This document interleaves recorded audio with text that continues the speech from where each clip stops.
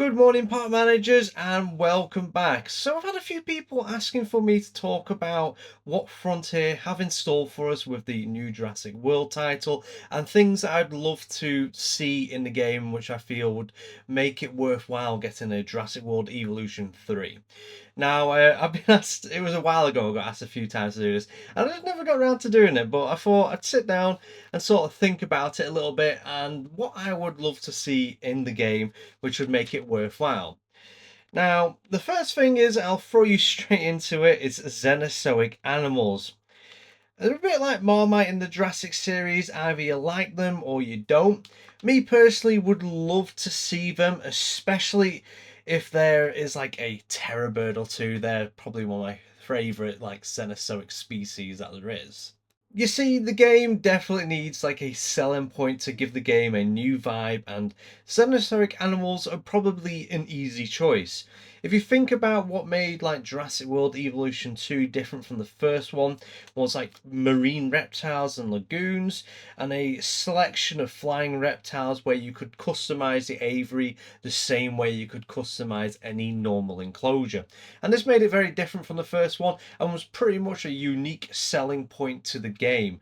Now, if you throw Cenozoic animals in there, it's something completely different. We have seen them in Jurassic World, so it makes not too much of a difference, and they can just sort of make their, well, not make their own, but add their own species as they wish, and they could even throw in a completely custom storyline where it's a different company that's focused on them with either stolen information from Doctor Wu or their own information that they've made themselves, and have their own targets and ambitions of making their own Cenozoic animals. For example, people trying to make mammoths again so that they can help combat climate change. That's a whole different story for probably a different video, or for you to go and Google yourself, because it's pretty interesting. Next up is customization and decorations. So Frontier make Planet Zoo and they also make Planet Coaster.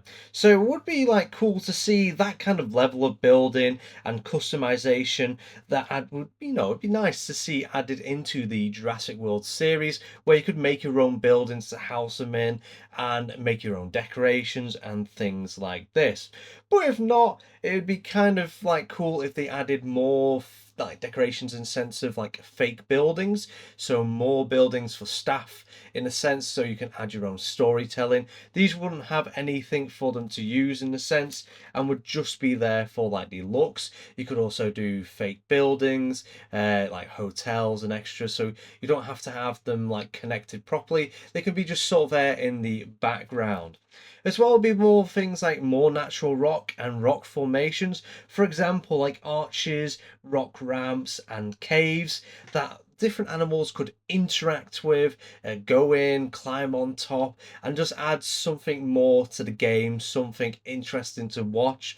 As well, something I'd really love would be fog machines. Now, the reason why I'm going off with that is because on Biosyn, there is a unique ability where fog just randomly appears in your wooded areas, and it looks really cool. It makes for some really interesting screenshots. So imagine being able to place these very tiny fog machines or fog rocks, and it's emitted fog, so then it doesn't matter what environment you're in or what map you're in, you could just add these fog rocks to these little areas, and it just make for some interesting screenshots and different customization. For instance, you could be making a swamp and you can have these foggy like overlays over your swamp water, and I feel like it'd be really cool and interesting.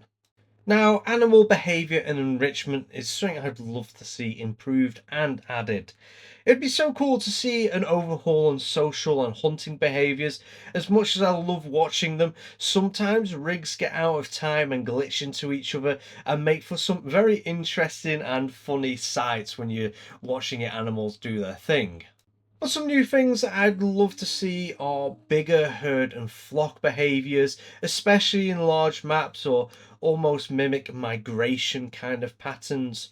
Herd panic around hunters rather than one dino just standing calmly next to their sibling that's been savaged by a pack of raptors would feel a little bit more realistic, and sometimes like just something nice to watch, because sometimes you'll be there, you watch a raptor completely decimate one of those hadrosaurs, and the rest of them are just sort of stood there around this horrific sight, just like, yeah, everything's fine, nothing's wrong here, we can just relax.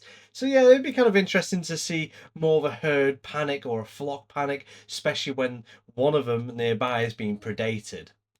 Environment behaviors: if it rains, animals look for shelter under trees or in buildings, scratching on trees to get rid of an itch, or they could also use buildings. Something that I feel like would be absolutely awesome to see if they added enrichment items. If it be natural, homemade, or bought, I would make it like I wouldn't make it a key thing. I'd make it more of an opportunity, like something like you can just place down, the animals interact with it, and it'd be rather interesting just to watch them and not make it like they have to have enrichment. It's like up to the player to choose if they want to see these really cool animations. And you could make it so, in a sense, if you do put enrichment in, it's going to increase their rating, especially for guests liking them. And it could be like different things, like a giant ball for a Triceratops to hit around, like a giant cardboard Triceratops or a T-Rex to rip up to get food from it. And you could even imagine like Smilodons playing with tug of war with a bit of rope. It'd be something really interesting and fun to watch, but I definitely wouldn't make it like a thing that you have to place in there to meet a requirement. I know this is sort of a 50-50 in the community from what I've seen. I've seen a lot of people that really wouldn't want enrichment because they would just be one more thing that they'd have to keep an eye on, make sure it's right, especially if it became a requirement. And they got people that would love enrichment because it would just be interesting and fun to watch. It would make use of some new, really cool social animations and other movement animations to watch. And yeah, it's something I would personally love to see. Next up is terrain tools. I would love to be able to make cliffs for like flying reptiles to perch on, but the biggest thing is that I would love to see the ability to change the depth and color and visibility of your water. Depth so we could see our creatures swim or get to like island trapped and move in between islands. But the biggest reason I would want depth would be the ability to free roaming marine reptiles, which would allow them to hunt swimming dinosaurs and possibly also hunt any kind of flying reptile that may have got too close to the water. Also, instead of having fish kept in fish nets for the dinosaurs to go up to and eat, like in the lagoons, I would love like free roaming fish.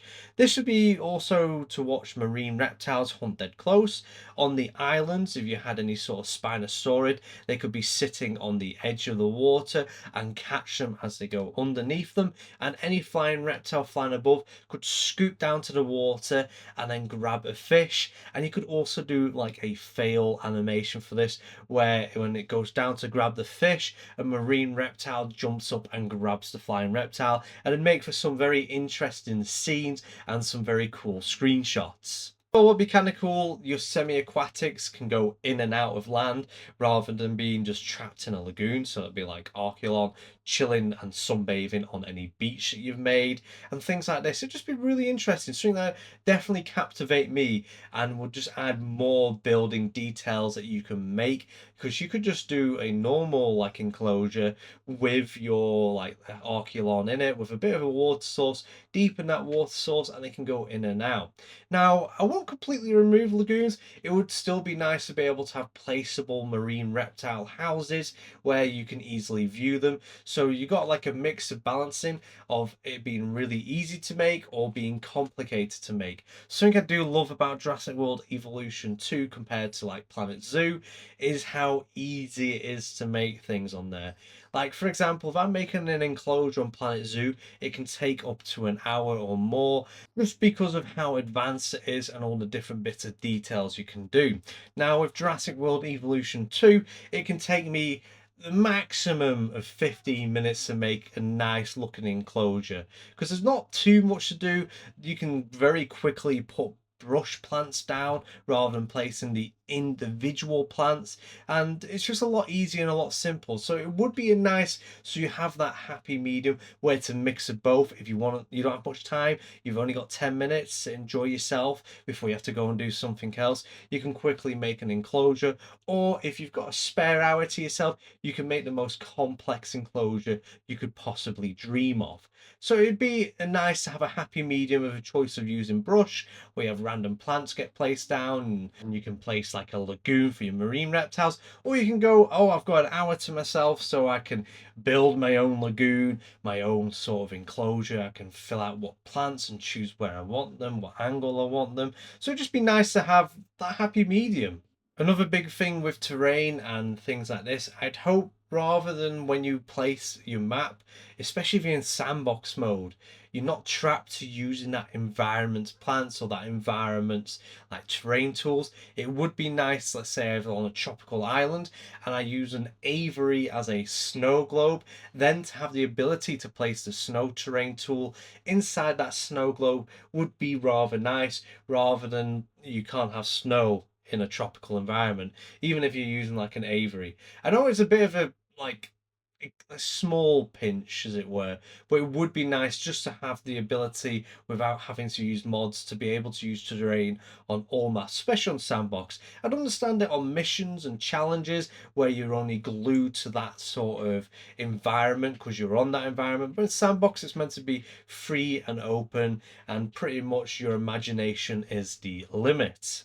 Guests and staff. As much as I love like the simplicity of Jurassic World Evolution, I'd love staff that were more functional and automatic in the sense of we'd be able to see them like walk around. I know we have like the jeeps and you can make them drive out to like a station and they sort of do everything from the jeep, but it would be nice to see them get out of the jeep and do these things, go out and inspect the safer animals. I'd understand if it's a predator, or they could even go up to the predator, dart it, tranquilize it, do its health check, and you'd see them walk around with clipboards and checking different parts of the animals. Like I feel like I'm asking for a lot here, but it would be something really cool to see, and something I'd seem very like grounded and realistic.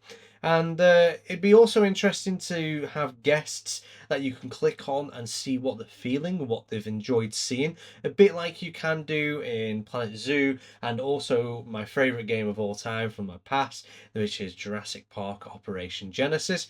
It gave them like a slight feel of realism to that's a real person, that's their name, that's their thoughts, rather than just an aimless walking around crowd.